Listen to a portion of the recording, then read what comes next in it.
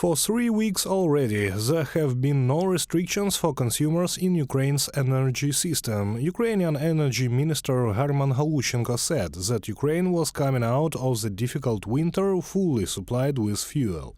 As of February 3, 2023, coal reserves in the warehouses of thermal power plants amount to 1.16 million tons. This is 375,000 tons more than on the same date last year. Natural gas reserves in underground storage facilities in Ukraine amount to 9.7 billion cubic meters. Herman Halushchenko, Minister of Energy of Ukraine, during an extended meeting of the Presidium of the Congress of Local and Regional Authorities.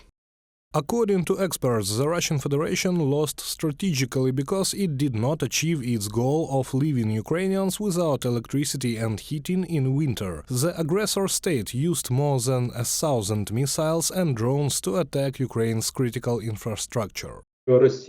Russia has spent about 1,000 missiles, hundreds of drones to destroy the Ukrainian energy system, but has not been able to achieve anything. Indeed, the situation was critical, a lot of damage, but our energy system provided the minimum for the functioning of the economy and the life of the population, so no one froze this winter, despite the difficulties.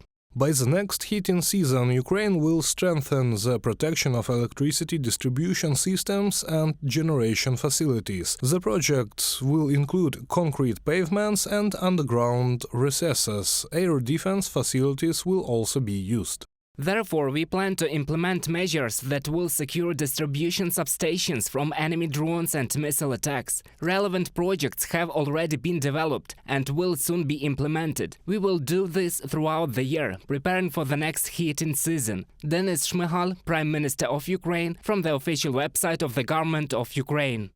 Western partners are helping Ukraine overcome the consequences of attacks by the Russian army of energy facilities. According to the President of the European Commission, Ursula von der Leyen, Ukraine will receive a batch of solar panels to provide critical infrastructure with electricity. The Italian energy company Enel is ready to provide 5,700 panels.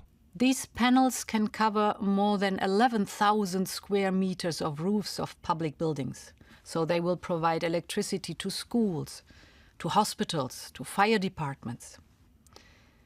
I am convinced that other European companies, as well as member states, will be inspired by this first step, so that Ukraine can rely on clean electricity produced at home. Since the autumn of 2022, Russia has begun regularly shelling the energy infrastructure of Ukraine. As of December, in fact, 50% of the power grid was damaged or destroyed, the Ukrainian government stated. In particular, Russian missiles hit all thermal power plants and most hydroelectric power plants. For 4.5 months of the heating season, 255 Russian missiles and drones hit Ukrainian energy facilities. Reported by Kulas, Yulia Bil, UATV News.